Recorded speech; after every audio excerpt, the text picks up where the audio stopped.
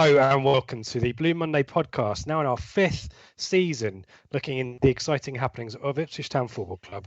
I'm Richard Woodward and you are tuned into the flagship show, available every week on video and audio, for a sometimes irreverent but always informative hour or more of football conversation. So make your Monday a Blue Monday. And as always, when I give this introduction and this gentleman is on the show, it feels like I'm driving someone else's car. Pod stalwart, founder member Ben Bloom. How are you doing, Ben?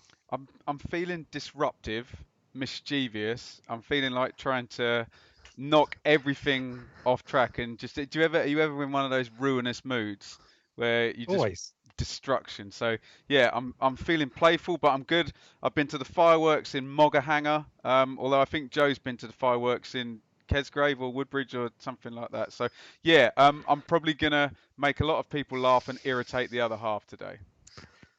You're going to try and phase me. You haven't yet, but there's plenty of time to go. And the aforementioned football manager, scout, ITFC academy expert, Joe Fairs. Joe, how are you doing? And tell us all about fireworks. It's good. You've had an adventure this evening. Yeah, no, I'm good. The Football Manager new release was out on Friday, and I haven't had too many complaints about the data so far, so that's all good. Yeah, I've just been to the fireworks at Kesgrave High School, where a certain former Ipswich Town goalkeeper was hovering outside, watching the fireworks from the road rather than paying the £5 to go in. Because would he have been on Manchester City's payroll at some point as well? No, he's still on the Ipswich payroll as our highest paid player, but the £5 to get across the road to go into Kesgrove High School was obviously too much for him, so he had to hang about outside. Am I being dumb? I don't know who is it. Am I missing something really obvious? Oh, it's Bart. Oh wow. Yeah, the Bart man was there hovering outside on the other side of the road with an extra £5 in his pocket. I mean, if you're going to do fireworks in Millwall or Ipswich, I think I'd probably choose Ipswich, really, because I think probably in Millwall, the fireworks, it's not a display, is it? It's more for weaponry. Anyway, let's not slag off Millwall too much. We've got a weekend of no football, so no match to talk about, but we've got a Rochdale preview. I've got an AGM to talk through. Joe has been doing some nerdy stuff that we're all fascinated to hear about how great the last decade has been for ITFC. So plenty of stuff to talk about, guys. Shall we crack on with the AGM? I went Thursday. I went to Barnsley versus Bristol City, but that's totally irrelevant to any of this. You can carry on. Was that on Friday? Was that on Friday? Yeah. I did want to mention I went to Sheffield Wednesday Leeds and saw Dominic Iorfa play centre half quite well. Carry on. Did he ever give the ball away? No. Is he actually not too bad? Was he just really iffy for us?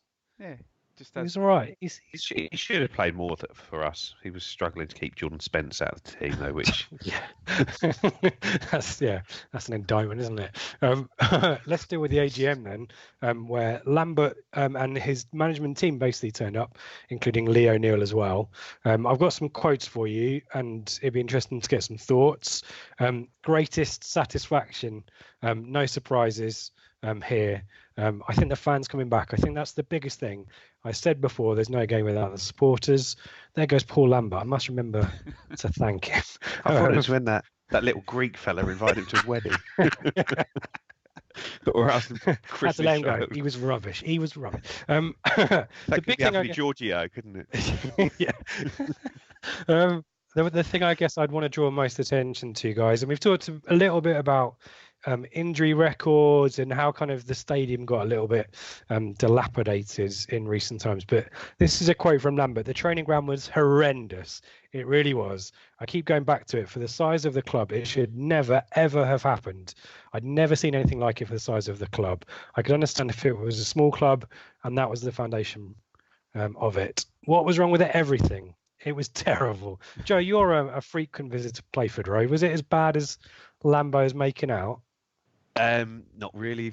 I obviously only see the outside. I don't think it was that bad. But then it's the only training ground I've seen. He's been working at clubs with recent Premiership history in the big money era, where they've spent a lot of money on their training grounds. And like I say, at the moment they've just put up some hoarding around it, which says Ipswich Town, which is, I don't know. I don't know. I haven't walked down the footpath recently where you can actually just watch the first team train from. Whether they've got hoarding in front of that now, I don't know. But I say I can understand why Marcus Evans hasn't invested that much in the training ground, because when you look at the numbers that teams spend on it, like Brighton spent 30 million on theirs, Crystal Palace are spending the same, Norwich have spent a load on theirs, and last year they put a bond out to borrow £5 million from the fans to improve their facilities. Where, like I say, we had to put a 4G pitch in, and that cost us sort of stuff like £200,000 or £300,000 to put in, and you just do not have that money as a bog standard Championship club without parachute payments.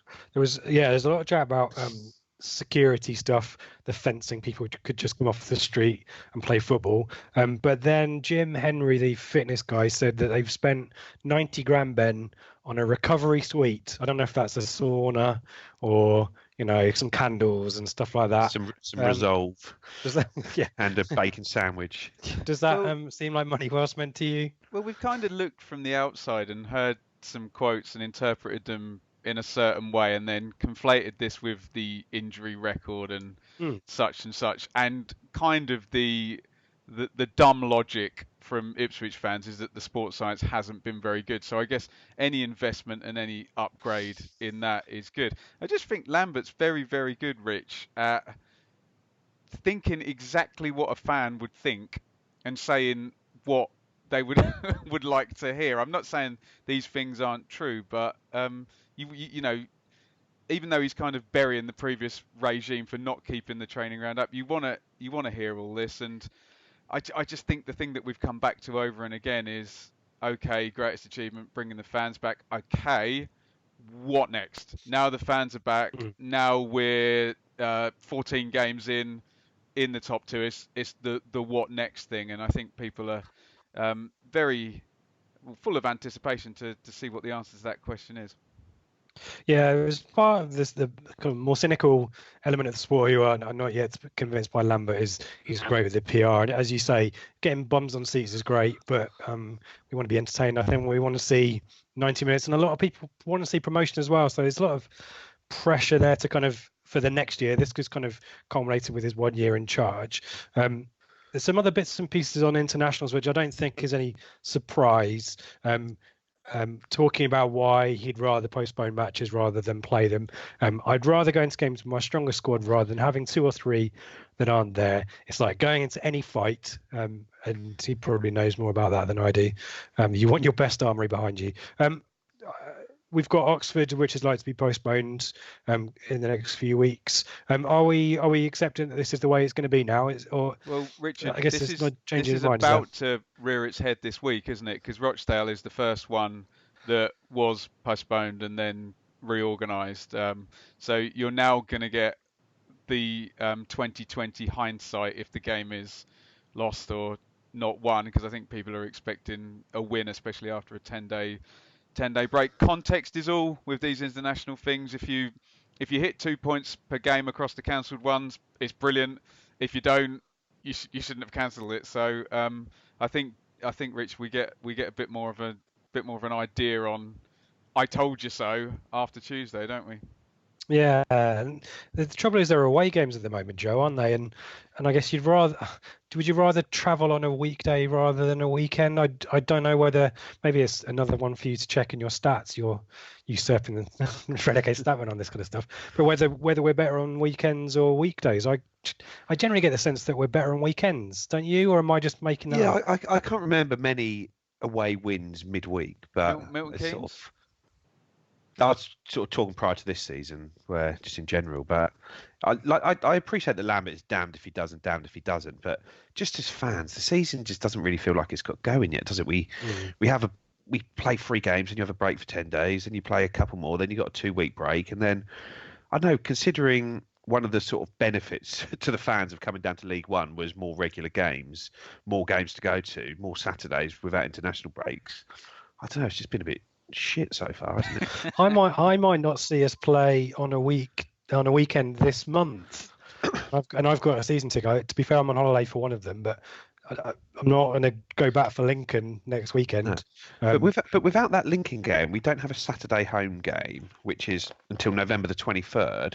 The one before that is Saturday the 28th of September. So you've got all of October and nearly all of November without a Saturday home game in the league. It's ridiculous. Yeah. Yep.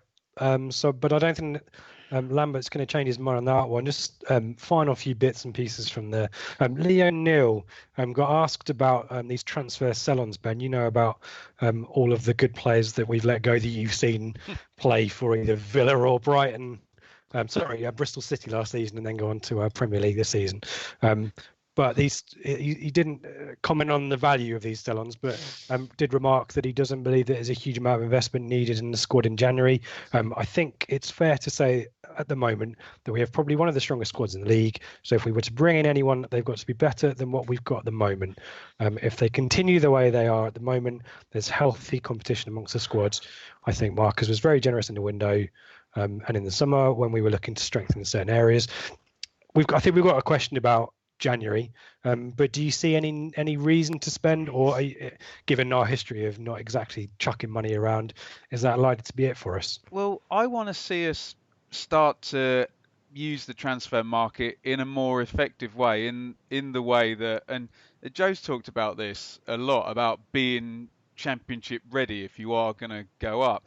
And I want to see the teams in the championship that use the transfer market the best. I'm talking about Brentford, Bristol City and Preston. They sign every transfer window. It's not, oh, what do we need? What's this, that, the other? They're always looking to bring in good players to integrate to, in future, sell on. And you do not have a chance in the championship if there's no Jack Stacey or James Justin or the Barnsley guys, Lindsay or Pinnock or Kiefer Moore, who went. You do not have a hope in hell in the championship against parachute teams if you don't have assets that you can then start recycling. So I think especially if you're looking to compete in the championship, which we think we're going back to, I think every transfer window you need to be looking, you need to be recycling, you need to be not afraid to sell at the right time as well. So I'm not sure how many teams do well without these big long periods of not bringing anyone in, but that's very presumptuous and looking ahead. But you always want to see good new players come into the club, don't you? And there's something to be said, Joe, about two of our biggest names are Chambers and Scouse, who are both kind of on the wrong side of 30, or how old do you think they are? Mid-30s? Yeah, 30s. 35, I think. Yeah. Chambers. So to Ben's point, are we not looking at incremental improvement and a bit of future-proofing of the squad and integrating players quicker rather than waiting for Scouse and Chambers to go, that's it, I'm walking away? I mean, Scouse has got the ready-made replacement in Downs. Chambers, maybe Wolfenden, but you've got to be bringing in, you've got to have a bit of a conveyor belt and a bit of a longer-term plan than waiting to have gaps in the squad, right? Yeah, I don't think that is what we're doing. When you see the squad at the moment, I commented on it, I think when I was on the pod a couple of weeks ago, how there's a lot of players with contracts sort of 2021, 2022, the young players, and it does look like they're trying to sort of tie up the squad there. But you just have to keep your eyes open in the market. And for example, when we signed Freddie Sears, that deal sort of fell on our lap because we were so local, but he's available. 150 grand or 200 grand, you've got to pick them up. You've got to look for these players that are going to be out of contract in the summer and try and steal a march on them and bring them in. And like I say, I don't think anyone's expecting big business in January. I think it's going to be a case of potentially one or two just trying to freshen up the squad if we can. But like I say, if the right player's available, I'm sure we've got short lists in place and we've got players that we're watching, and we just need to make sure we're in a position to pull the trigger if we need to. Yep. So we've got a question on the January window, guys. So keep that in the back of your mind. Last few bits and pieces of news. This is more like announcements. If you want more on the AGM, by the way, I'd recommend Phil's great write-up on TWTD. He always does a really good job of that. So go and check that one out. There's a exhibition, guys, celebrating our various important moments over the years. The 1962 league title, 78 Cup win, UEFA Cup in 81, and the playoff victory in 2000. Some kind of memorabilia and that kind of stuff. Never seen items to the public. It's in the town hall till Christmas Eve, I believe. So that's just a kind of an announcement. That's housekeeping, that is. I don't want to comment on this. Either of you been there yet? I don't know. No? I was actually in town, and then I came sort of as at university on Thursday, came out, and all of a sudden I saw it had been on. I thought, I would have stopped in to see that. But I think there's a pop-up shop there as well. But I will at some point go there and go and have a look at it, because the guys who do this, I presume it's Liz Edwards and those guys, they do put on some good displays, and there's always some good info. So I'd urge any fans that are in the area, try and stop in and have a look at it, because it'll be worth your time. Yep, good shout. Tommy Smith is back at the club, but not with a view to rejoining us. He's just completed the season with Colorado Rapids in the MLS, and he's set to sign another deal with them, but has not dismissed the opportunity to come back to Ipswich in the future. Ben, are you one of these people that is never go back, or do you think there's a place for Tommy Smith? Not necessarily. How old is he? I think he's 29 now, I think. Yeah, I think he's 28, 29. It was we remember it happening, and that broke just before a game, didn't it? I can't remember which the game was. Yeah. That he was... I think it was the FA Cup game against Sheffield United. Right. Okay. Yes, that's what it's about. Yeah. Yeah, it was always a bit of a oh look, if anyone is gonna go, why Tommy? But hey, we don't know the ins and the outs of it. I don't as a blanket rule, Rich, say never. Never go back, because there's occasions when it works out horribly and occasions when it works out well. Although generally as a club, I find players that leave us, it's always been strange, I found, with Ipswich, that you're a big fish in a small pond here, and really not that many go on to, you talk about John Walk, maybe Matt Holland, go and have good careers, but who really goes and then goes off to the stratosphere. So if he's training, then brilliant. He'd find it so easy in League One, though, wouldn't he, Joe? Yeah, like he's a good player. He's left-sided centre half, which is a big gap in the squad. And I'd say if there was any chance of getting him here, I'd take it straight away. But now with sort of Chambers, Enciala, Wilson, and Wolfenden all contracted until whenever they're contracted till, but I think till the end of next season, all of them apart from maybe Toto, you can't really carry that many centre halves at this level. And if we are going to stick with three at the back, then there's maybe an argument for it. But personally, I think James Wilson signing probably puts a spanner in any works of us going after Tommy, if he even was interested. And like I say, unless there's a major injury and something happens, sounds like he's going to be signing back for Colorado for another year, is what he's expecting to do. But he still lives in the area. His house is still here. So if he was coming back, this move would suit him more than any others. But I'd like to see him back. Many times, Joe, perfectly legal to smoke weed in Colorado as well. I'm sure Tommy Smith isn't smoking weed in Colorado. Allegedly. In Mile High City. Blimey, the lawyers this season, Ben, when you've been on here.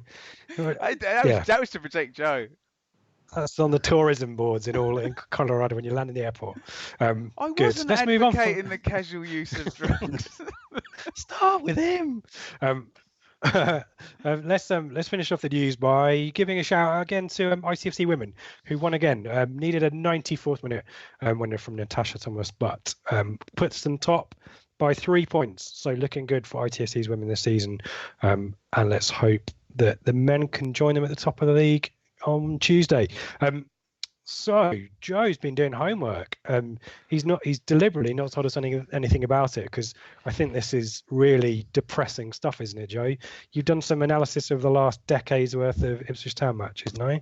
It's only just the players that we've used over a decade. I haven't looked into it that much, but somebody posted a thread on Those Were the Days earlier in the week about a sort of team of the decade, and a lot of people were including certain players, and I was just interested to see how many players had played, how many games they'd played. Because a lot of people, for example, were including David Wright at right back, and then you looked, and he's only played 14 games for us this decade in 2010. So it's a bit strange on that side. So I spoke to the renegade stat man, got him to whir up the stat machine, and he sent me over a spreadsheet which I've been devouring sort of since then. But it's just got some interesting bits in there. So just quickly, Joe, do you judge it actually from January the 1st, 2010, or do you go by the actual football season?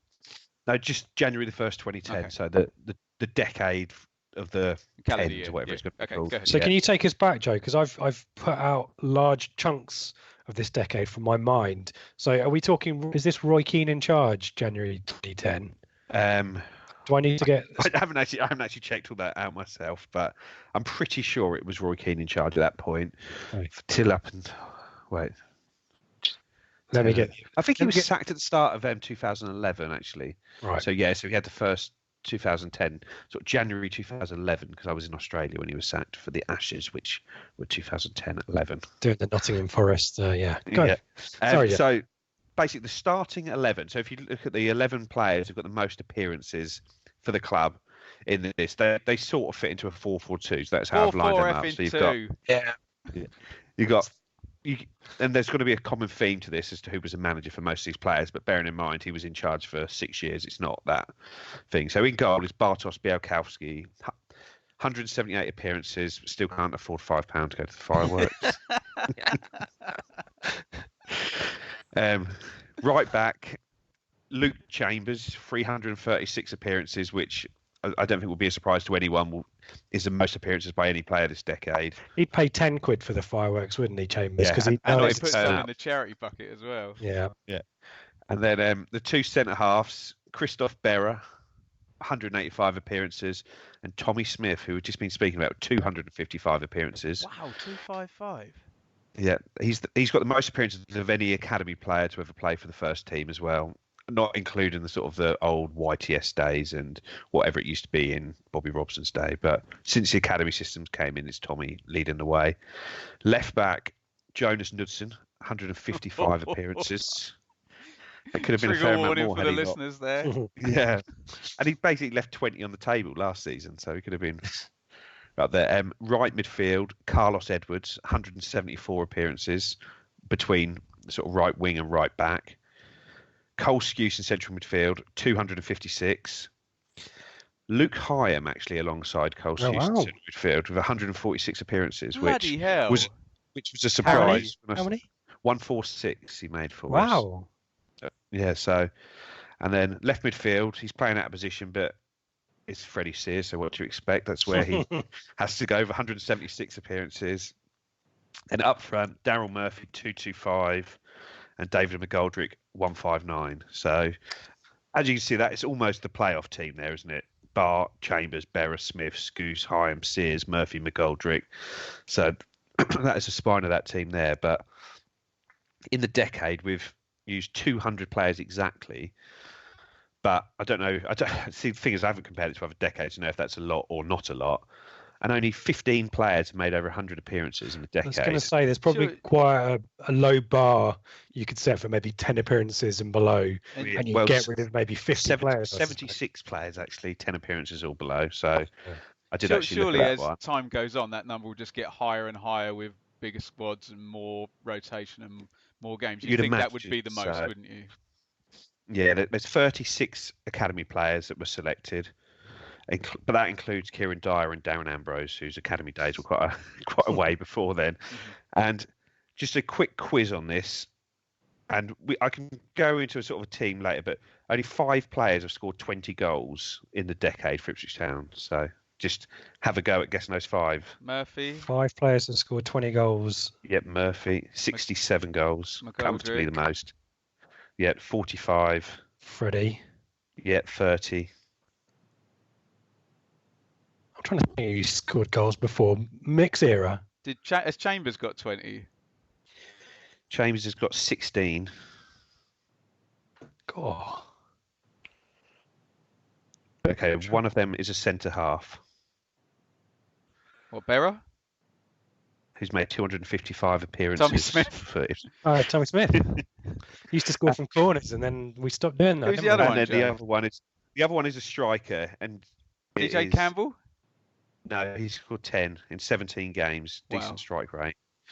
Michael Chopra scored 19, so he's one below. Waghorn 16, Brett Pittman 15, and the other one scored 120 goals is Jason Scotland, who scored 21 goals. Yeah. As I say, the early part of that decade, I don't know about you guys, but I've completely that has just drifted because it's so mediocre. I just drifted out of my mind completely. I couldn't tell you half of any of the players that were in Keane's team or Jules' team, apart from the big name loanees. But it's a bit of a sad indictment, isn't it, Joe? It's a decade wasted and that's 9 years of the Marcus Evans regime as well, isn't it? Or nine 9 years, 11 Yeah. months, 3 Well, days. and guys, when you're talking about the second tier, you're looking to get players in your team who either can take you up to the top level or take themselves up to the top level. And yes, David McGoldrick is there now, kind of out of nowhere with Sheffield United. But you go through all of those players, and they're players where the Championship from, I don't know, 8th to 15th is there. That's been the top of their career, really, isn't it? Yeah. So this is another bit I've done, but there's 34 players that have started more than 40 games, or 33 plus Flynn Downs, who started 39, who I assume is going to get there. And you look through it, and the players that played in the Premiership, sort of Mings, Creswell, Webster now, obviously Macaulay, Delaney, Christoph Berra did before he joined us. I'd say Is it a surprise that is it, I don't want to pat Mick on the back here, but apart from McGoldrick, are all the players that have left us to go to the Premier League defenders? Yeah, to go to the Premier League, yeah. That's interesting coincidence, isn't it? Yeah, but if I just this quickly, if you can decide between the two of you, the team of the decade of players that have played more than 40 games, I'll just shout them at you. So in goal, it's either Dean Gherkin or Bartosz Białkowski.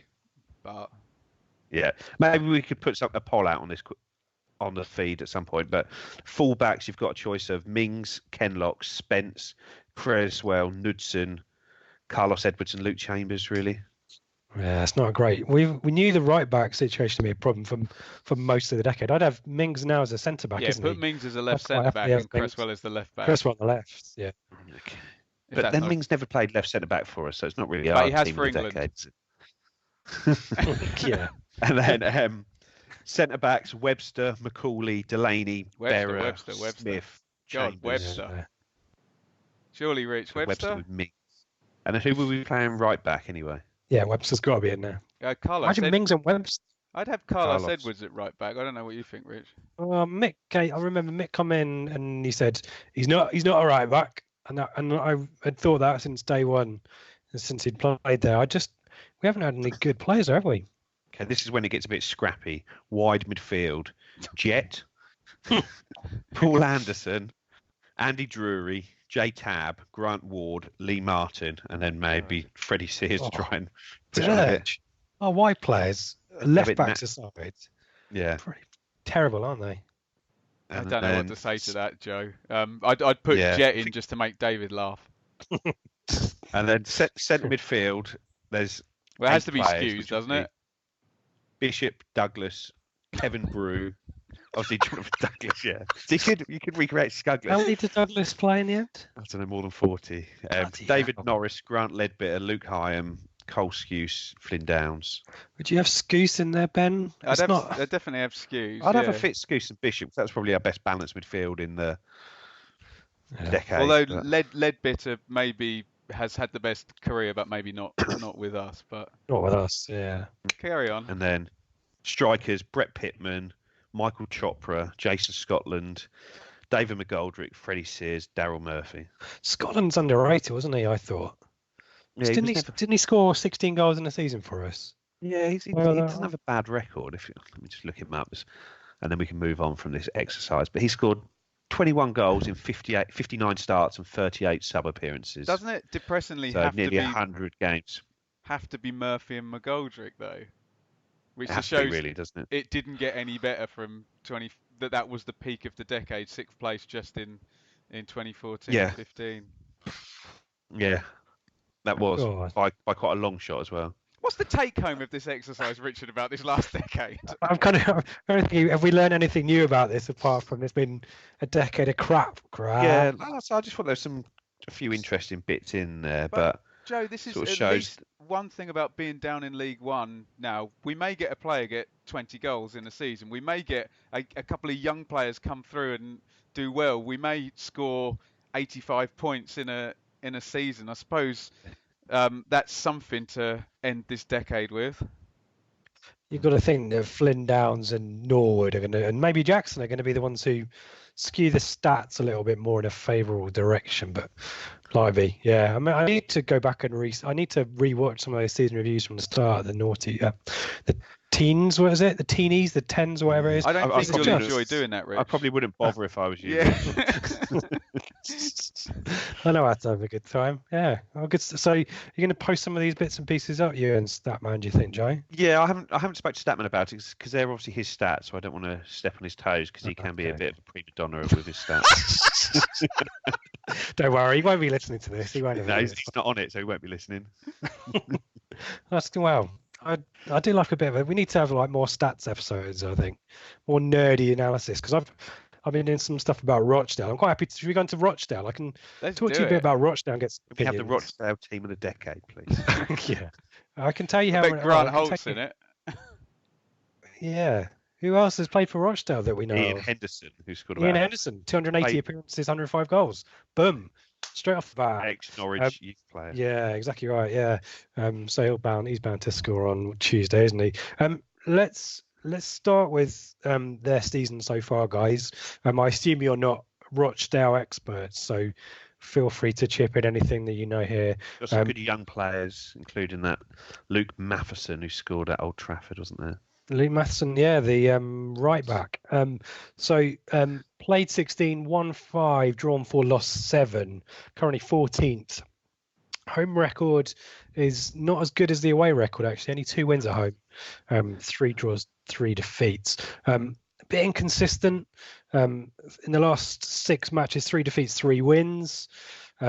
But Tuesday night is their first ever fixture against ITFC, which we're all super excited about. Their fans, what an honour for their fans to come up against the best team League One has ever seen. 10,249 that can fit into the Crown Oil Arena. See, I've got all the stats for you guys. Do you know who's in charge there? Is it Brian Barry Murphy? Is he there? Play Joe. Yeah, you see, this is good. He took over from Keith Hill in April. Are you just reading their Wikipedia? No. Basically, no, I rewrote the Wikipedia myself. So I'll get onto the stats, Ben. Thanks for chipping in there. Yeah, I had nothing. Constructive. Just slag it off.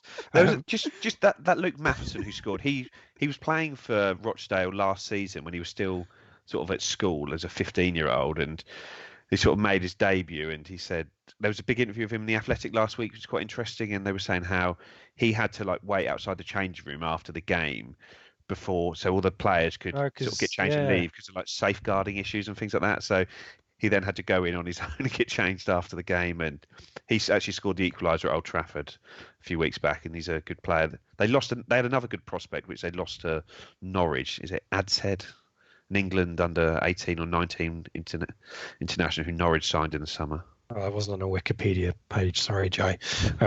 One thing I have spotted though of their last 4 defeats is they've conceded 2 or 3 goals before the 30-minute mark. So every time they've lost, they've conceded early. Wickham, they scored 2 before 30 minutes. Wimbledon scored 3 past them before 30 minutes. And they're well beaten by Oxford on the 26th of October. That was 3-0. That was before 30 minutes. And this weekend, and we'll do a rundown through the fixtures in League One. They conceded 2 early goals, including an own goal against Bristol Rovers, and couldn't get back into the match. So I think this is an important thing for us to be paying attention to. We generally have this same kind of we score first, we win kind of mindset, or heads drop like they did against Accrington and Rotherham if we don't score. So it could be quite a cagey start to the match. They had 65% possession, 16 shots, 8 on target, 9 corners against Bristol Rovers on Saturday, and couldn't get back into the game. So off the back of a disappointing result there. It's a 4-3-3 formation, guys. I don't know. We'll talk about us in a second and what we do about this, but there's no kind of, you've mentioned Luke Matheson. Henderson, the captain, is another name that people might know, but otherwise it's generally a lot of unknowns. Paul McShane's in there. You might remember him from Hull, Reading and Man United youth, I think. And I think Aaron Wilbraham is there as well. I think he might be out injured at the moment. Suspended, isn't he? He got sent off. Suspended. So that's kind of the extent of my research on Rochdale, guys. Your thoughts on whether we stick with the same team that beat Southend or whether that was just a 4-4 FN2 reset to get us back on track. I think we could probably stick with that away there. Like they play a sort of like a Barcelona of the lower league style. I know they pass and pass and pass, but did they get tonked 6-0 by someone earlier in the season as well? But they'd scored a goal where they'd sort of basically worked the ball up the pitch from their goalkeeper to sort of walk it in at the other end for put about 40 passes together, and that is a style they try and play, but they get beaten quite heavily when they do lose. So I think it's just a team. Washed them 6-0, Joe. Yeah, I think it's just a team we just need to go out there, show them we're better than them, attack them, Norwood and Jackson up front, wide men on him, and just go for the early goals, which they've been heavily beaten. Looking at these results by Wickham, by Peterborough, they've lost to Sunderland as well. Looks like they might be able to do their Barcelona of the lower leagues against the bottom 8, but maybe not against the I was going to say the big boys then, but that would have been very presumptuous. It's a very good point you make, Rich, about the early goals conceded, and I know we've gone back and forth with Joe on the WhatsApp about this, but how many of those 16 shots were at 2-0 down from outside the box when Bristol Rovers were sat back? And you've seen the pattern of these games at Milton Keynes and at Burton, where we've done exactly as you suggested you wanted to see it go, Rich, where 4-4 FN2, nice intense start, bomb those fullbacks forward, try and get the overload up there, get the goals, and sit tight. So I very much like your statistic about the goals against in the first half hour at home. We've got slight issues over Vincent Young, and Downs is suspended, isn't he? Your thoughts on how he deals with that, guys, Ben? Yeah, well, I wanted to ask you guys about Kenlock as well, because he hasn't been mentioned by anybody the past few weeks. I assume I don't know, because Vincent Young's such an important kind of ball carrier type guy, and it just didn't go very well without him at Accrington, did it? So he wasn't great at Southend though, was he, Joe? And no, he struggled there really.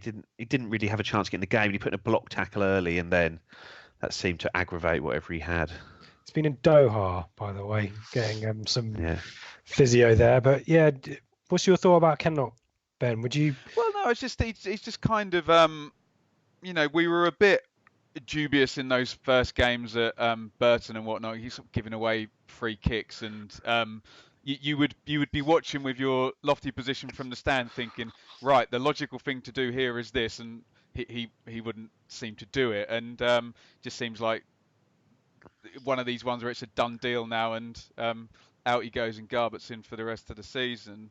It's just, do we have another right back if Vincent Young isn't around? And we've seen teams. Accrington did a very good job of putting Colby Bishop on top of Guion Edwards, didn't they? And people spotting the weakness there. So especially if it's a 4-3-3 and they've got guys high and wide. But I think Downs might be the bigger miss, mightn't it? Is Dynastian the choice at right back, guys? Well, he was on the bench at Accrington. I think sorry to interrupt, Joe. I think if it's a 4-4 FN2, then Dynastian would be the choice over Edwards, and it's going to be a back four, isn't it? So maybe we see Dynastian back. Any other thoughts there on Joe? The other things that the wide midfielders as well. We talked about with your stats. How our limited choices at wide midfield, but in a 4, is there an option for Garbutt going further up and Kenlock being the fullback? Yeah, that's what I was actually going to say, actually, because Danny Rowe and Guion Edwards haven't really offered anything. Rowe had a decent start to the season, but in recent weeks he's been poor. Edwards has been poor. Neither of them are sort of creating or scoring, and I'd almost be tempted to get Kenlock back at left back with Luke Garbutt ahead of him, or Garbutt at left back with Giorgio ahead of him. But I think Garbutt isn't a very good defender, really. He loses his battles. He doesn't win his headers. He's a bit of a passenger at left back, but he sort of affects the game a lot going forward. Yeah. You've got to find place for him in the team. His set pieces are good, and he's got to play. But Joe, it's that extra man that's the effect, isn't it? It's the having a fullback coming into midfield rather than just having Luke Garbutt on the pitch, isn't it? But even at set pieces and stuff like that, Oh, brilliant! Yeah. They do improve us, and it's a case that maybe Garbutt goes back to left midfield and Kenlock comes back in at left back where he's a bit stronger defensively, and right back Janoy Donatian, Luke Wolfenden has played there a fair bit in the Did right in under the second 23s. half, He's didn't he? played there Southend. for Yep. he did well at Southend. He's played there for Swindon a fair bit. I'd So, almost be Rich, tempted to are you Chambers thinking and Wilson at the back with Wolfie right back. Skews and Nolan Well, I was central gonna midfield then? ask Joe's mate Mickey Stockwell is going to be hammering on the point about getting Emma Hughes in the team, and suspension to Downs is that the opportunity we've been waiting for. I don't know whether Scouse we obviously went off at Southend as well. Is this an opportunity for Hughes guys to? Would you have Nolan and Hughes in there? That'd be quite a nice kind of combative slash that'd be a nice creative balance midfield. in there, and Hughes does sit and can break up play and reads the game well like Skews does.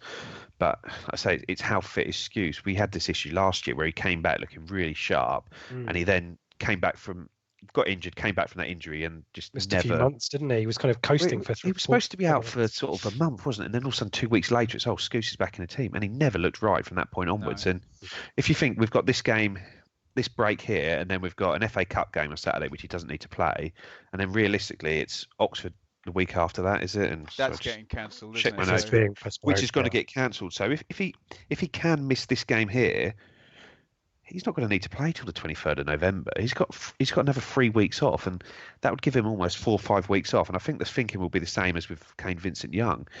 If they do have knocks, rest them and get them fit for when we need them, because we've got the bodies there. You could put Andre Dezelle in there. You could put Emir Hughes in there. John Nolan. Forgot about Andre. Yeah.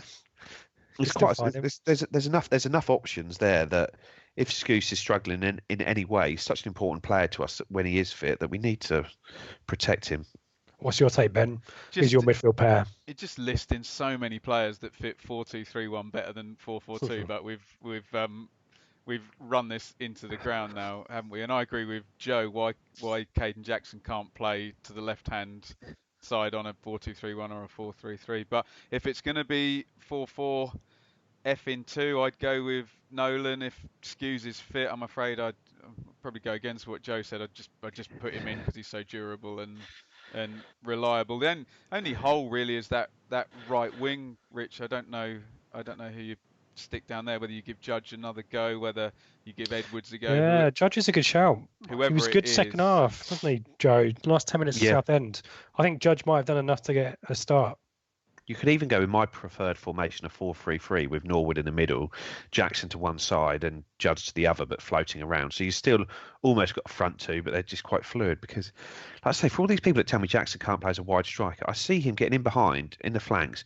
I see him looking up and picking people out. He's good there. He's a good player out there. And that ball back to Norwood, that wasn't easy. He takes his time, he looks up, he freezes, and then he plays the right ball. He did it for Flynn Downs' goal. Yeah, what about that goal against Shrewsbury? Yeah, that was Jackson, wasn't it? Yeah, that was Jackson, yeah. And he doesn't just play aimless balls. When he gets in, he looks up and tries to pick people out. And like I say, for his long-term career, if he can become a good wide striker, not the sky's the limit for him, but he's going to be a player in demand in those championship teams of his pace, and if he can learn to play that role. You just need the three midfielders to stick quite tight and just hold the fort around there, because I can hear people screaming, defensive protection from Judge and Jackson is going to be non-existent, isn't it? Put Scouse, Nolan and Emir Hughes in there as a free. Yeah. You're going to get enough out of that, aren't you? Do you think that 4-3-3 arrives when Sears returns from injuries? He's kind of just a month away from fitness. Do we think the right side berth for Sears,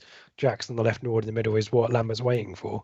Well, Sears was actually playing on the left, wasn't he, when we were playing that role last year? But Sears is too good a player to not get back in this team, and if Jackson and Norwood are scoring like they are, then you're not going to be able to drop them, and then it's a case of getting those free in and how Joe, you're going to do hasn't that it. been the whole thing from the start of the season, that all the formations have been dictated by the fact we didn't expect Jackson to be in the first team, and I think there's definitely an element of that. And it's now, and this is a strange thing, how do we accommodate Caden Jackson when we're doing the pods, Rich, before the start of the season, it was how do we accommodate Alan Judge? Well, I think Judge gets the start in the right. If it's a 4-4 F2, I think Judge might get the right hand side. I agree with Joe. I think Edwards or Rowe did anything to justify another selection. So, and then if Judge is starting on the right, then you have to play Donatian or Wolfenden behind him to be Bit solid more- defensively, don't you? Yeah, as which makes opposed to Guion Edwards or. And I think it makes sense to stick Wolfen in there. So I think we landed on a system there, gents. Yeah, If Vincent Young's not fit. that we don't have the information about. Vincent Young might be fine, and Yeah, it might be that's my excuse. Yeah. yeah, it might be a non-issue, mightn't it? But I think we've figured out most of the eventualities. I think the 2-week break coming up after the game is going to be a thing that helps make decisions with regards to Kane Vincent Young, especially if he's been in Doha. Why rush him back when you've got a 3-week break effectively? Well, we'll find out on Tuesday night. It's a 228.3 mile trip from Portman Road, unless you live in the Midlands like I am, and you can shave 150 of those miles off very nicely. So I shall be there on Tuesday. Do come and say hello. There's a fireworks display beforehand on the training pitch. Of course, that will go. Everything goes right with fireworks, so I'm sure that will go swimmingly. Will you be paying for a ticket or just standing outside? I'll be watching outside the fence. As long as they've not got any hoarding up, Rochdale hoardings to stop the view, I will be standing down there looking at the fireworks. Good stuff, guys. Should we do? Shall I quickly just do the League One roundup and then we'll finish with questions? Shoot. Quite a few of those. Question. Shout up if you've got anything to talk about on these. Wimbledon 1, Lincoln 1, Blackpool 4, Peterborough 3. Blackpool got great. Blackpool playing their first team, or were they playing their under-16s? Stop it. We've got questions on this. Save that. Bolton, first time win of the season, 2-1 winners over Joey Barton's Fleetwood. I wonder whether Joey Barton had anything to say about that. That's a massive win, that is, for Bolton. 2 in a row. Murphy -2 now. Fleetwood are a good side. Coventry 0, Accrington 0. I was tempted to go and watch that one, and I'm glad I didn't bother. Doncaster 2, Burton 2, Gillingham 0, Rotherham 3. Rotherham still in a little bit of a resurgence after beating us. Yeah, they've got 12 points in the last 6.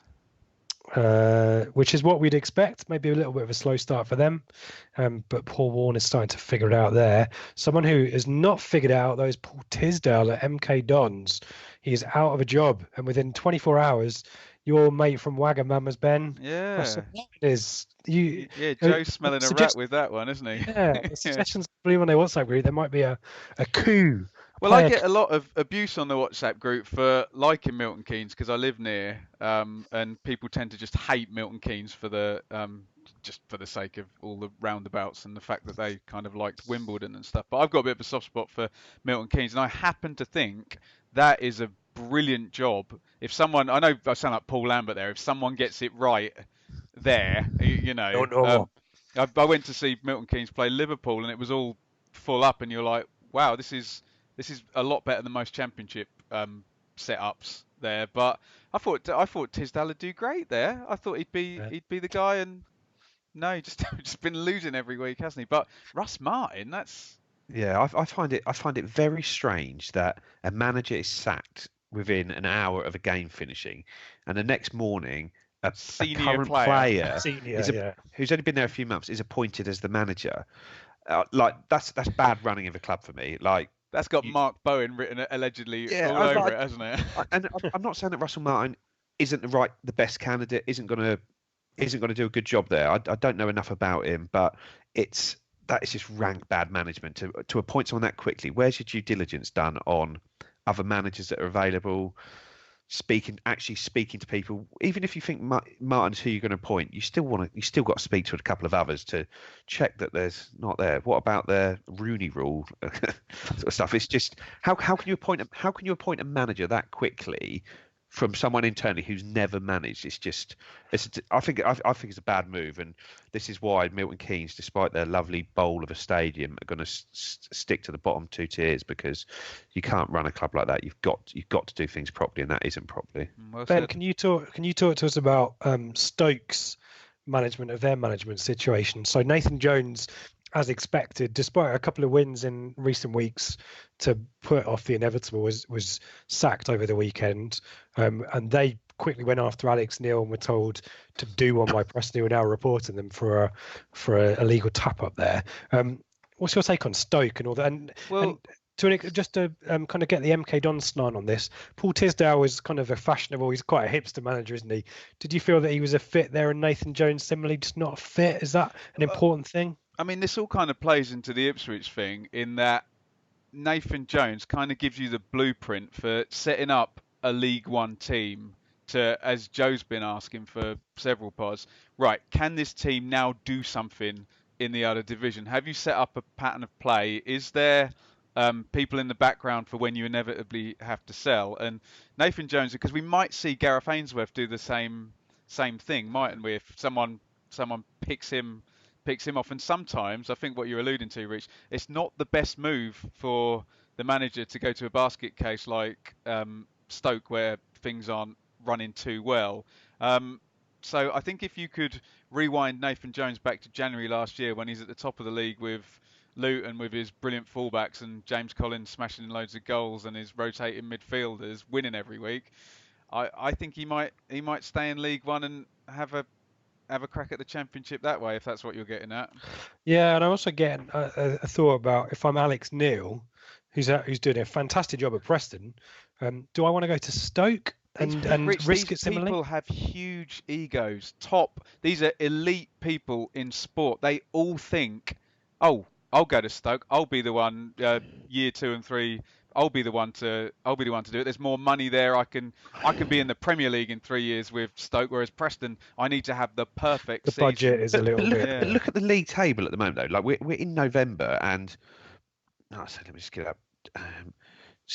Preston are second at the moment? Top. No, Preston are top of the league, 28 points from 15. Stoke are bottom of the league, 6 points from safety. So Stoke are going to be hard to keep up this season as a first thing. Why would you go from the team that's top of the league to the team that's bottom of the league? I know Stoke have got budgets and they've got Bet365 and all their money behind them, but there's a real chance if you don't get that right straight away, they're going to be in League One next season. And that isn't exaggerating. They've got 8 points from 14 games. Luton are 21st with 14. I just don't know what kind of manager goes into, because I can understand why if I'm the owner of Stoke, I see Alex Neil as a good appointment because he's done it on a shoestring at Preston. I know he's got Barkhuizen and Hugo Money. Hugo Money, wasn't it? He's done but it's a great job there, isn't it? And they're playing really good attacking football as well. Yeah. But it's a really obvious thing to do. All right, I'll look at the league table and I'll just get Alex Neil. Like I'll look at the League One table and I'll get Nathan Jones. There's a weird kind of Stoke are not the kind of teams that an Alex Neil or Nathan Jones are managers of. Am I wrong there? Do they not need a big name, big stature manager who's also, I don't want to slag off Stoke, but they've never been a pure footballing team, have they? Not since maybe the Stanley Matthews. They seem to try it, though, don't they? They seem to just be panicking, though. They appoint someone, it doesn't work. They panic. What Gary Rowett, wasn't it? Crap at the wall and hoping something. Yeah, this plays into the Lambert thing, though, Joe, where sometimes it's quite good to have a older manager who's not the bright young thing, because everyone will be looking at Gareth Ainsworth at the top of that table, or even blooming Joey Barton, or Mark Robbins is a little bit older. Who's Oxford manager? Carl Robinson. Oh, he's been so they'll all be looking at Ainsworth, won't they, and Barton? So I think we're safe from that Alex point. Neil, though. One of my friends texted me just before I came on the pod saying he went to Charlton Preston today and that Preston looked a bloody good side. And it's like you see him at the top of the league. And I said back to him, remember when Lambert was appointed, we played Preston in his first game. Had we beaten Preston, we'd have gone above them. They'd have gone bottom of the league. They'd had a dreadful start. They had a lot of injuries. Yeah. And how they stayed up so comfortably, and now they're top of the league. And he's done a really, really good job there. And I think he'd be mad to walk away from that for Stoke, because I think there'll be a better job coming up soon if he doesn't get Preston up this year. Had to sell Robinson as well. Interesting. We'll keep an eye on there. I know that's Championship. I know let's get back to League One. This is where we belong, guys. It was Tranmere who saw off MK Dons to end Tisdale's reign there. Portsmouth won, Oxford won. Portsmouth still kind of struggling along there. Equaliser from Oxford. Was it? Just quickly, Rich. Portsmouth have let in a lot of late goals. Tisdale will be in a League One job before the end of the season. Someone will take him real quick. Yeah, good shout that. And Oxford still kind of. I'm going to go through the league table in a second. Oxford's still up there and thereabouts. We talked about Bristol Rovers defeating Rochdale, Sunderland, Parky doing the job, but only a 1-0 win over Southend, and Wickham still doing it as well, 1-0 over Shrewsbury. So that puts Wickham top by 3 points, but 2 games played more than us in second, still in second. Peterborough are now 2 points behind us and have played 2 more games. Oxford are also in the top 6 along with Fleetwood and Cov. Sunderland just outside with them 1 point behind. And down the bottom, as you said, Bolton now -2. Richard, 11 points from safety. I've just got the form table up, and this is how it looks like shaking out, doesn't it? AFC Wimbledon amazingly sick, so I think that might be a flash in the pan. But Peterborough have got 11 points from the last 6. Ipswich have got 12 points from the last 6. Rotherham 12 points from the last 6. Two per game for those guys. And Wickham and Oxford have both got 14 from 6. You can see probably a couple of the playoff matches there already, can't you? As long as we're not in the playoffs, I'll be happy. We don't do them playoffs very well, do we? No. Yeah, and Rotherham are 10th. There's still some defeats in there. Rotherham will finish in the top 6. Really. The trajectory is there, isn't it? And there's some teams you feel. Coventry, I'm waiting for Coventry to have a bit of a blip. Oxford seems to be. I've been waiting all season for Wickham to have a bit of a blip. Yeah, true. Fleetwood's starting to lose a few as well. Well, it's going to be interesting. Just need to stay above that. I wonder if Wickham will be like Shrewsbury, where they under Hurst, where they sort of stay right to the end, but with a squad of 16 teams, and run like out of steam. We should be relentless in this league. We should be finishing the league with 2 points a game, and they're not going to be able to keep that up all season because the squad just will not cope with that. And it's going to be interesting. Let's finish with the questions, guys. We're timing this just right. I will do this in the order that I see them, and I'll feel free to chip in. I'll try and alternate it. Mullet, how happy are you with recruitment so far? He talks about Kane Vincent-Young being our best right back since Chambers. I think given your stats, Joe, from this decade, it's probably fair given I can't name another one. Best right back since Fabian Wilness. Yeah. Thoughts on recruitment, Joe, so far? Kane Vincent-Young is probably the pick that but Norwood's on a free as well. Norwood's been a good sign. I think we had a good summer. I think Norwood's been a good sign, and I think Thomas Holly has been a good signing, and Kane Vincent-Young is a good signing. The loanees, Luke Garbutt's done well enough and is out of contract in the summer. Giorgio maybe hasn't quite done enough yet. Will Keane isn't fit yet, but there's been no real failures in there so far, which is obviously a good thing because it's not easy recruitment. Luke Moles, I think there's 2 of these questions, so let me see if I can find the other one as well. I can't quickly. Luke Moles, if they hadn't lost yesterday, Wickham hadn't won, Ipswich hadn't played Bolton's under 14s, and his aunt had a set of gentleman parts, where would Peterborough be in the league table? I think that's a hypothetical or a rhetorical question, Luke. But thank you for asking nonetheless. I can understand why they're not, because the league is unfair that some teams played Bolton. The Bolton thing is but that isn't why we're top of the league and Peterborough aren't. And the guy saying the quote second name was Ferguson. Yeah. Truth. And if he hadn't conceded a last-minute equaliser against us as well. And come on, look, Rich, every season a team will play a team with a really good striker. He'll miss that game and they'll win because the striker wasn't there. Or we'll play so-and-so away in the middle of a 3-game week when we played away on the Saturday. And it's just more... It's part of the journey. The journey throws... It's a whole journey and there's different obstacles. And, a few teams got lucky to play Bolton at the start of the season. Believe me, we will get unlucky to play Accrington at 12 o'clock on Sky on Sunday. You know. Yeah, good call. Look at Rochdale. They've got a 3-game week this week where they've got to play us in the middle of it off the back of a 10. The league isn't fair, and it's never going to be fair. So you've just got to win your games when you play them. Yeah. Adam Flatts, would we be having a debate on performances or tactics if the only source of football courage was the green? And every man and his dog now has an opinion. Including podcasters. Would we be saying the same things at Burleyside? Interesting, Ben, as someone who sees a lot of football and provides a lot of expert opinions and thoughts, your thoughts on 2019 and everyone having an opinion, Twitter, and there's a lot more data out there as well. I've proved it. I did some cursory research. It wasn't just Wikipedia, and found this kind of goal scoring really thing. that comment, didn't it, Joe? Yeah, He's gone back to that bloody one hell, 3 Joe. times, hasn't he? Yeah, slag me. He ruins my quizzes, or he ruins my research. Stop it.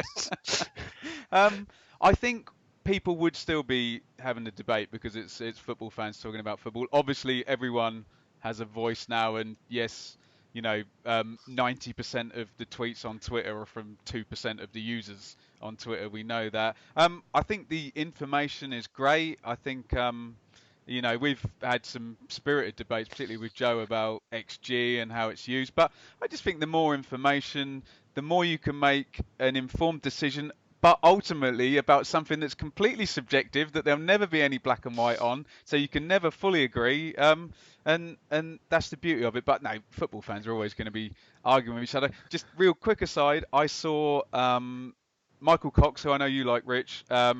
He retweeted a tackle by a Watford player. He used to play for West Brom last year.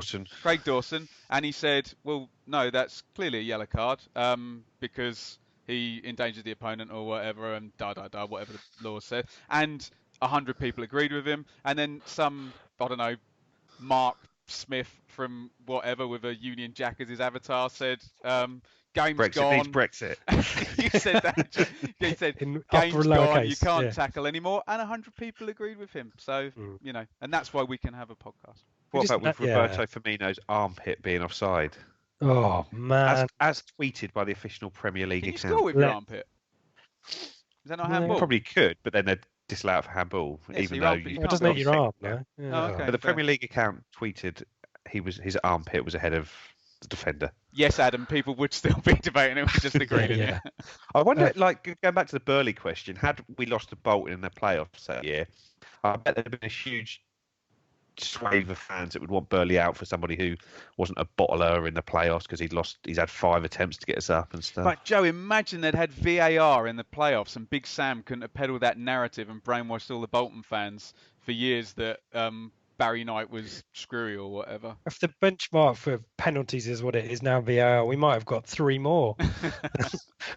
You mentioned Michael Cox. Is it Michael? Zonomarking.com. Zonomarking. That book, yeah, I bought that this week. I haven't got that. The Mixer? So that was no, the Zonomarking book. Oh, okay. About European football. That's really good, yeah. The Mixer's really good as well. Yeah. Tony Staunton again knows how to get read out on the pod. Love the show, guys. Steve Ride in the afternoon. Round of applause in the background. We've talked about who do you think should start midfield in place of Downs. I think he prefers Nolan, but Hughes would do a good job if he's fit. I think we agree with that. I think we've dealt with that one, haven't we?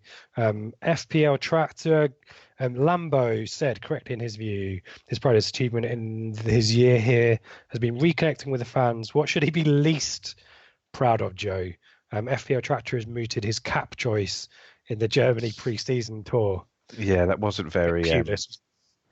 It wasn't very lad-like, was it? It was a bit, Surely, Joe, bit of a scarfer. It's got to be the record last season, isn't it? How and Joe, bad we were. Lack of wins. Splitting from split centre halves to 3 at the back to diamond midfield to 4-4-2 to 3 at the back to 4-2-3-1 to the point we're still not quite there, and everyone wants us to go up. But Joe said it. We need to go up with a discernible pattern of play and 1 or 2 standout players to have any kind of chance. Yeah, but just more generally, finishing below Bolton last year and how poor a attempt at staying up we put in. Yeah, and January business. We talked about recruitment this summer. I guess recruitment was as good as we could hope for, but it was still there was still some real gaps. Swing a beautiful cross in for Josh Bowler last night for Hull as Hull. well. And Trev Chalobah's on a winning streak now, isn't he? With Huddersfield. Yeah, with the Cowleys. Talk about fit as well. Pennington's in at Hull, hey?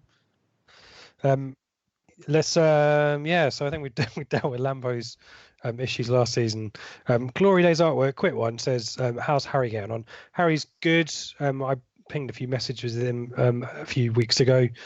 He's doing fine. I don't think he's missing too much the football yet. I don't think he's got too many games either, but hopefully we'll I forwarded that to him though. you can tell Oh, good. Floride's artwork. So I was going to say, you obviously didn't speak to Harry today for such a limited Rochdale preview. Joe, getting the digs in. You might not be on the pod with me ever again, Joe, if this is the way it goes. I'm checking. Jason, question for Ben.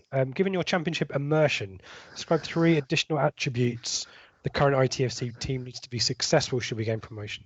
Successful, I guess, is not dropping back down to League One, I guess. Yeah, so I think I saw this earlier and had to think about it. So the thing I said earlier on about recycling in the transfer market, that we just died a death under Mick because we never quite managed to develop that player who we could then, after I guess there was Mings, wasn't there? After that, it was nothing. And I looked through. Sorry, just to butt in on that point, Ben, as well there. Also, when you have developed that player, actually taking that money back to the market as well. Yes, yeah, totally right, yeah. But Joe, I can look down here now and I can say QPR will sell Eze, Chair or Bright Samuel for a load of money and regenerate. Blackburn will sell Dak.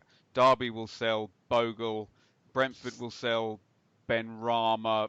Derby will also sell their soul at some point. 5 players. Haven't already. Barnsley will sell Moa or Woodrow or something. And I think our fans need to accept that it is better for us to go up, sell Flynn Downs for 5 million quid. I know people are not going to want to hear this. Bring in 3 players and start the regeneration, with the idea being that 2 of those players might raise you 10 million quid, because it's just so hard. Look at Norwich and Sheffield United did it without parachutes. Norwich sold Maddison and Murphy, Bosch, 30 million. Sheffield United, brilliant. They did it with David Brooks for 10 million or whatever. But that's the thing I think we need to do. Who's the star player? Who's going to raise the 10 million quid to get somewhere near the 41 million quid that 3 teams are getting when they come down? Other than that, Rich, it's the physical stuff, isn't it? It's durability, size and speed. You need all of those in the Championship. And I always say, if you are in the second year of your plan in the Championship, 8 teams will sack their manager and go into year 1 of a new plan. And if you're in the second year, you should be able to take advantage of those teams. But that's if you're just hoping to stay in there. If you want to actually move up, I think we need to be a bit wiser in recruitment. And like Joe says, Brentford spend way in excess of turnover on wages to keep regenerating. And they build the whole thing around creating chances for a striker. And how many have they sold on for billions and billions of pounds? And they're bloody Brentford. Still in the Championship, aren't they? Yeah. And I know that was only a hypothetical, Flynn Downs for 5 million. No, you know what I'm saying, though. But really, he is one of the players that could be the 10, 12 million pound player, the sort of young English through the academy. They're the players that are worth the money, and you've got to. And like with Mings, when we sold him, we didn't reinvest that money, and then we went backwards from that point. You've got to. You sell some for 8 million, you've got to get 3 players for $1.5 million each. That's my point. Flynn Downs, sadly, is worth more to you for the 3 players he can get. And we always quote, out goes Kieran Dyer, and in comes Jermaine Wright, John McGreal, Marcus Stewart, and Gary Croft, and you get promoted. Yeah. And that's more use than Kieran Dyer could have got injured in that next season. Yep. You can't expect. I know we had it under Mick, but you can't expect someone to keep going back to the well and finding sort of gold every time. It reminds me of that episode of The Simpsons where Marge buys that dress and she keeps redoing it. Goes back to your team of the decade, doesn't it? That they're all workmen that Mick went back to the well to get, and it's finding the stars. This is all assuming we go up, for Jason, whoever asked the question. But that's my thing, and I don't think Ipswich fans should be afraid. Obviously, don't do a Barnsley and sell both your centre-backs and your top scorer. You know, don't completely wipe your team out. But you've got to start to generate some kind of flow in the transfer market to work your way up. Hopefully that's Lee O'Neill's job to have that plan. I think for maybe the first time in maybe the decade, Joe, it feels like we actually have a bit of a plan and a bit of a strategy to maybe do that. But like Brentford are the model, aren't they? And their strategy is the one that has worked sort of consistently. And there's almost like a Brentford tax, isn't there, of players that play for Brentford, so they get a bigger fee. And you need to spend some time doing that. You need to pull out some gems from. I think we're more likely to do it from the lower leagues than the foreign leagues, but you've Joe, got to be the team that does it. If I can butt in, Joe, sorry. Preston do it brilliantly as well. If you Yeah. watch Stockley played up front for Preston, he signed 2 transfer windows ago and has been gradually eked in. And now when they do sell on Daniel Johnson, if he keeps scoring, Sean Maguire, Barkhausen, whoever Pearson, they've got. yeah. But Sean Maguire's another one that took a long time to Yeah, settle exactly. We were and linked come with in him. and play. Yeah. I feel like this is a whole other pod, guys. We're in the questions though, but Sorry. that was it was really interesting stuff. That we might need to come back to that another time. Tim Pashty, I think, quick one here, Joe. Games in hand or points on the door? Which Managers always say points on the door, and I'd rather be. I don't know. Wickham are 3 points ahead of us. We've got 2 games in hand. Where would you rather be at the moment? Yeah, tough one to say, really, isn't it? Yep. Tucker talks about Lambo's comments about the facilities. I think we've done that. His view of is that Mick was slightly culpable for that. We won't go there again. Brad, Joe, we're going back to you on this one. With League One and our squad ultimately being the perfect place to develop a pattern of play, would it be so bad if we tried to develop that more and accept there may be more bumps along the way rather than just focusing on getting wins? I personally don't think so, because I think we've given ourselves such a solid base to work from with what we've done in the early months of the season, that when you lose the odd game like a Rotherham or an Accrington, when you can see you're trying to do something, it's much it's much easier for the fans to accept what they're seeing there, and let's say that Rotherham game was the first game where we didn't have an academy player on the pitch. That was my fact on that one, and that sort of makes a defeat even harder to take sometimes when your Wolverhamptons, your Downs aren't playing. I think inevitably there will be bumps anyway, but I think we've all talked about establishing something. And again, the off-field plan, that would be good if there's an on-field plan as well that is starting to build. But wins need to be there at the start of it, I think. Arthur Pickthorne, Ben asks us about Will Norris versus Thomas Holy on Tuesday. Christ, you take that one, Rich. I think it'd be difficult to drop Norris because he didn't do anything wrong. But then I didn't really know why Holy was dropped in the first place. Has anyone done any Chuck Norris jokes about Will Norris? So why have we not pushed that narrative? I don't know. Saving that till he plays some games. Yeah, until he beats someone up. I suspect Holly might start. I don't know. I wouldn't have dropped Holly, but then now Norris is in. I wouldn't drop Norris. I don't really like rotating goalies and bringing them in and out. I think Holly needs to be the number one, but if Norris has got the shirt now, then he needs to be given an opportunity with it. I quite like Mick's approach, which was you're in goal until you make a howler or 2. I quite like that. Better than Paul Hurst's approach. Yeah, which is you're out. And I'm telling you now before the game. Justin Grimwood was the other person who asked about who would be top if Ipswich and Wickham hadn't played Bolton's youth teams. David Strang asked us about Matt Gill. Joe, do you know anything? Matt Gill wasn't at the AGM. Nothing, I guess, to read into that. But what's his role in the team? I think David Strang's maybe having a bit of a go here. I don't know. He says he's a first-team coach, isn't he? So. Yeah, he contributes, I'm sure, in his own way. He was at Norwich and was very important. He was the under-23s manager and was sort of seen as a very key member of staff in bringing the likes of Aarons, Lewis through to the first team. And from what he sort of said in dispatches, he thinks the sort of crop we've got at Ipswich is on par and ahead of what is at Norwich, and it's just a case of trying to bring them in and play. So maybe he has more of an eye on that. But he's a first-team coach for Lambert. So. Yep. Or factually accurate. Tom asked us about down in the podcast. I think Joe and I have provided some technical support there, which is always happy to provide service to everyone. Isaac says, if you had to say one player in League One is the best in the league, who would it be? Best? Have you seen anyone who's blown you? Marcus Maddison, probably, isn't it? Yeah. Ivan Toney looks. Yeah. I think there might be a chance Ivan Toney yeah, might not last past January the rate he's going. Was it Wigan or Barnsley bid $4 million for him in August? Really?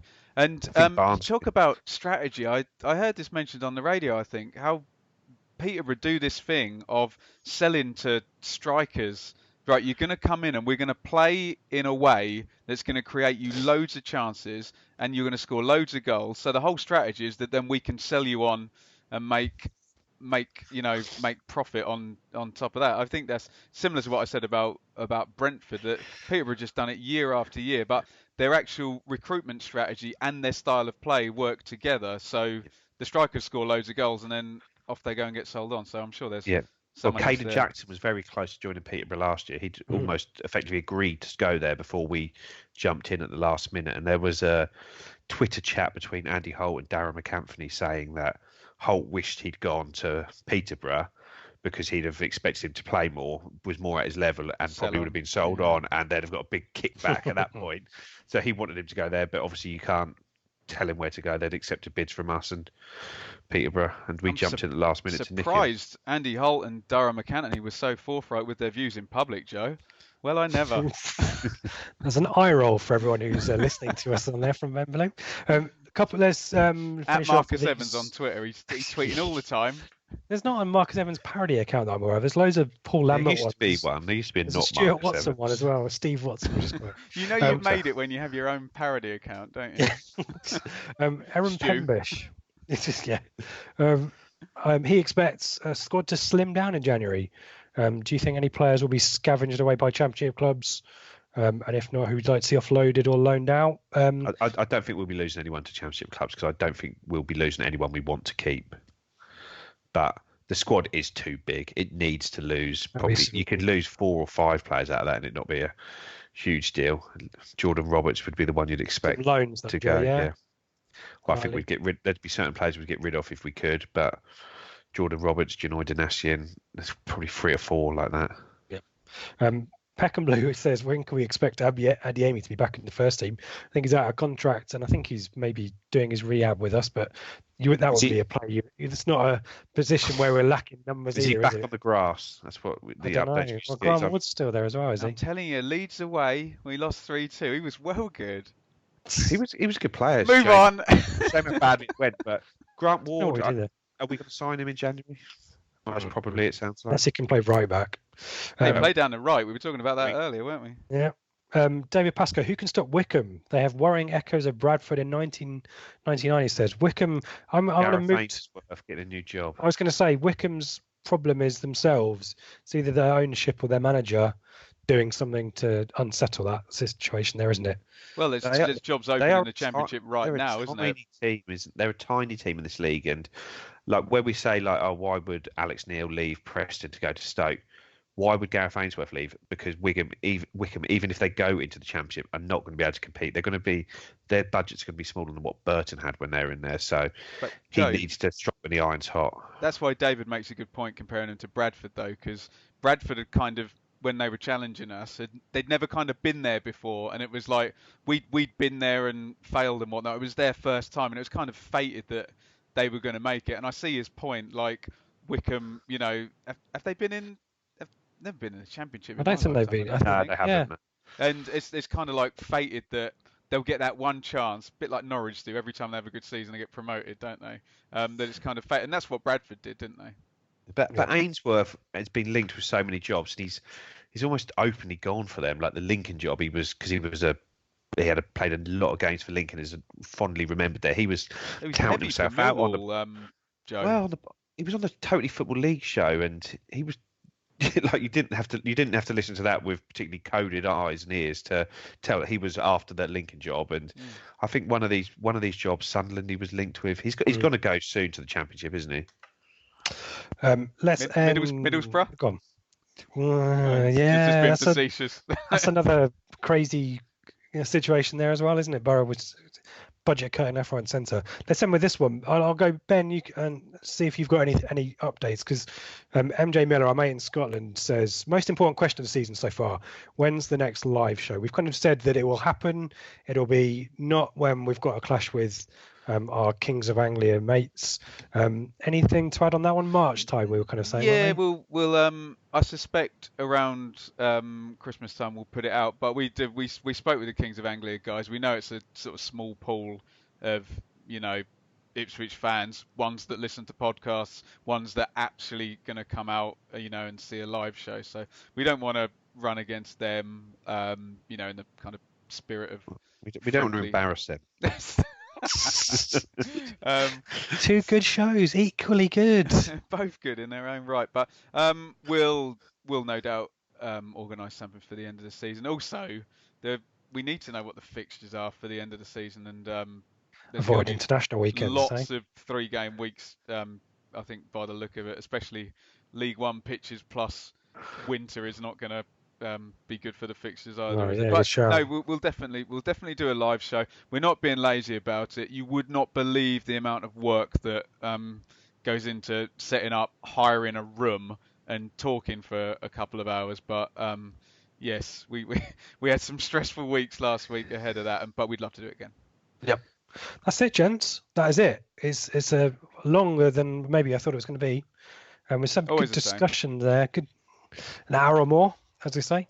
Do you want to tell us where you're on Twitter, Ben? Do you want to tell us about all your stuff? At Benjamin Bloom, you can find me. Still do loads and loads of championship stuff. So get your prep in early for next year. Learn all about the championship. But in all seriousness, I'm getting a really good look at Luton and Barnsley and Charlton. So for some of our content next year, I should be able to give some pretty good insight into what the League One teams coming up. I'm getting so ahead of myself here now. Did right and did wrong, and you know, maybe what kind of road we need to follow there. So yeah, at Benjamin Bloom on Twitter and on YouTube. Awesome.